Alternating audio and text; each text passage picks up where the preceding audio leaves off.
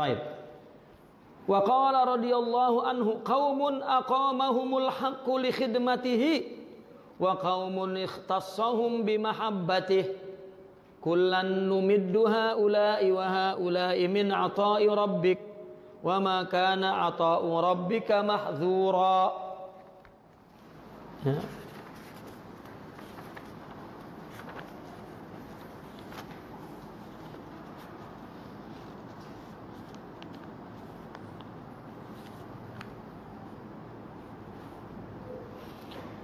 Kaumun, ada satu golongan, aqamahumullahu, Allah meletak dia, ya, meletakkan dia dalam kedudukan, ya, Allah dudukkan dia li khidmatihi, untuk khidmah. Arti khidmah ini taat secara zahir, rajin ibadahnya, ya, jamaahnya, qiyamul lailnya, siyamun naharnya, baca wiridnya, baca ahzabnya, baca maulidnya, baca. Ini namanya khidmah. Ada, ya. Itu pun Allah pula yang mentajalikan, yang mendudukkan seperti itu. Kalau dia tidak berbuat, maka dia rasa tidak beribadah, tidak dekat. Ada, dia seorang abid, ya. Dan ada seorang yang dikhususkan oleh Allah untuk mencintainya, bimahabbati. Dikhususkan mereka itu dengan mencintai Allah, ya. Dialah para arifin. Kalau yang diletakkan di khidmatnya, di amal zahir, ini para abidin atau zahid, ya. Orang zahid, ahli zuhud, abid, ahli ibadah, ya. Dialah orang yang patut mendapatkan surga karena ibadahnya banyak, ya. Dia memandang bahwa agama yang benar itu ya banyak ibadah ini. Banyak ibadah ini, bukan quality. Banyak. Maka dia merasa kurang kalau ibadahnya kurang, rasa ada yang tak sempurna, tak bersih, ya. Sehingga ketika dia sholat, ada orang minta pertolongan karena dia sudah dawam qiyamul lail, ada orang minta pertolongan, jirannya kena sholat. Karena kalau tak sholat rasanya rasa tak sempurna, kan. Rasa ada yang, ya, ada rasa yang tak habis lah. Itu baru akhirnya dia lewat menolong orang. Itu abid. Dan itu kemuliaannya, kedudukannya, ya. Dia patut mendapat surga. Tapi ada orang yang bukan itu syughulnya, sibuknya, bukan. Tapi sibuknya adalah mahabbatullah, ya. Inilah orang yang patut untuk masuk kepada hadrah Allah. Sibuknya kepada cinta. Tapi kedua-duanya sama dari Allah, dan dia menyembah Allah, berkhidmat kepada Allah, bersetia kepada Allah, sama, ya.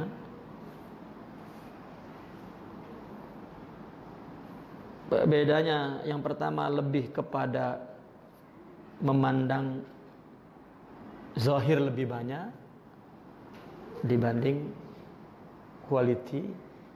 Adapun yang lain lebih banyak di kalbu.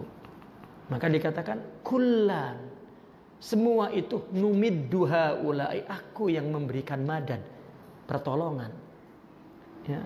Tiap-tiap golongan daripada keduanya, kullan keduanya maksudnya, Ya. Keduanya itu kamilah kata Allah yang hulurkan kepada mereka. Madad itu huluran kan? Kami hulurkan. Ini kata madad itu dari sini. Kullan numiddu. Ya. Mereka dan mereka itu dari pemberian Tuhanmu. Dan pemberian Tuhan tidak dapat disekat, tidak dapat dilarang. Yang ini dapat ini, yang itu dapat itu. Keduanya dari Allah. Ini mungkin memberikan alasan jika memang si murid itu dawam dengan wiridnya, ibadahnya apa semua, lama dia untuk mendapatkan suhud, maknanya dia telah mendapat anugerah abid dulu. Ya. Karena Allah buat dia seperti ini, ya, karena mungkin bahwa keluhuran dia nanti, kesempurnaan dia nanti adalah karena dia telah ya, melakukan ibadah itu. Artinya bahwa seperti ini, seperti itu madad dari Allah. Kenapa kita menghina lamanya ya, kamu nih ya, wirid tak berhenti, sholat tak berhenti tapi tak dapat apa-apa. Siapa yang bilang tak dapat apa-apa? Dia menjadi seorang abid. Nah, jangan-jangan kita yang cakap begitu, abid tidak, syuhud tidak, mendapat zohir tidak, madadnya madad batin tidak. Ya. Maka di dalam tasawuf itu buang segala pikiran untuk campur urusan orang. Tak ada urusan siapa-siapa melainkan urusan Tuhan. Nah ini satu penerangan dari Allah ya, dari Imam Ibn Athaillah hikam yang ini untuk menerangkan hikam yang sebelumnya. Karena setiap orang dia diberi madad di makomnya. Ya, artinya kullu wahidin minas salikina mamdudun fi maqamihim. Setiap salik mendapatkan madadnya berdasarkan makomnya masing-masing. Ya. Wa qala radhiyallahu anhu qallama takunul waridatul ilahiyatu illa baghtatan. Nah, orang merasa kita membaca kisah kan, seorang 30 tahun kemudian dia dapat ma'rifat syuhud. Ada yang 50 tahun baru dapat, ada yang 20 tahun, 10 tahun, 5 tahun, 2 tahun. Nah, di tarekat bukan macam pengajian di 4 tahun habis. Kalau tak habis memalukan. Tak ada. Dia individu. Semua orang yang Allah yang berikan madad. Tidak ada setiap keadaan kedudukan manusia tidak ada yang buruk. Itu semua pemberian Allah. Mungkin orang yang punya uang ya juta-juta melihat orang yang punya ratus-ratus rendah. Padahal itu masing-masing madad. Umpama dunia. Ya. Dan Tuhan tidak melihat bilangan tapi melihat quality. Kenapa Sayyidina Ali sama kedudukannya dengan Sayyidina Abu Bakar? Sayyidina Abu Bakar menyerahkan hartanya semua, bermiliar-miliar katakan. Sayyidina Ali hanya memberikan hartanya, katakanlah kalau sekarang 100 ringgit lah katakan. Tapi itu semua juga milik dia. Itu milik semuanya kan, kualitinya melihat.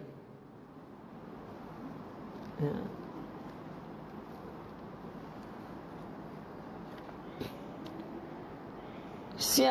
Berapa lama pun masing-masing itu bukan amal dia yang membuat dia mendapatkan makrifat syuhud, tidak. Maka kita dalam bertarekat jangan sambil zikir sambil berpikir bila nak syuhud. Kenapa syuhud yang dina? Apa syuhud sebetulnya? Kalau dia ngerti syuhud maknanya bila dia ditajalikan, ditahallikan maqamat. Kalau dia tahu bahwa itu maqamat, maknanya dia berusaha untuk memperolehnya. Maknanya dia mencoba untuk bersabar, mencoba untuk ridho, mencoba untuk qanaah, mencoba untuk tawakal, mencoba. Kan makom itu prosesnya ada hal. Hal itu adalah proses untuk mencapai makomat itu artinya Allah beri musibahnya. Maka dia kena sabar. Ini Allah tidak bagi sabar, bukan tidak bagi musibah. Kita bertanya musibah pula. Kenapa engkau ya Allah? Loh, kenapa engkau? Nah, terus kalau aku tak bagi musibah, engkau punya sabar, lalu menyabari apa pula? Sabar itu nanti yang mengenal Allah. Ridho itu nanti yang mengenal Allah. Sifat itu. Jika tahu itu makrifat, maka bagaimana untuk mendapat maqamat ini? Loh, hidupmu sehari-hari itu dengan segala suratan takdir, ya, itu yang engkau akan kenali Allah melalui semua itu. Namun perlu sifat maqamat Allah tadi untuk mengenalnya. Bukan ya, karena orang yang dihayalkan kebanyakannya yang kita dengar makrifat ini tahu tentang rahasia, membaca hati orang, membaca pikiran orang. Para wali itu kalau diberi kasyaf oleh Allah, ya, kasab yang mengetahui keadaan orang, dia berpaling, malah bertanya, kenapa? Dia jernih ingat Allah saja, lalu Allah buka tahu urusan orang, dia tak mau. Kenapa? Karena semuanya itu sya'nullah, kehendak Allah. Apa urusannya aku? Ya, ini dia nak, bahkan nak dikesankan kepada semua orang bahwa itulah syekh sufi. Itu sebab torekot sebanyak apapun tak berguna.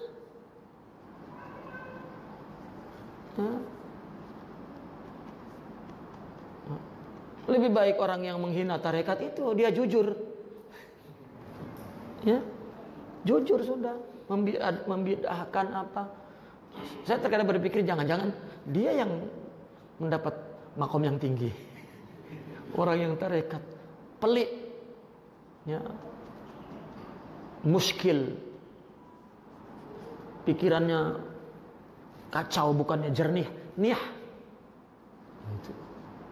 Nah, dia yang jernih kan, dia mengatakan bid'ah sudah bebas, ya, tentram.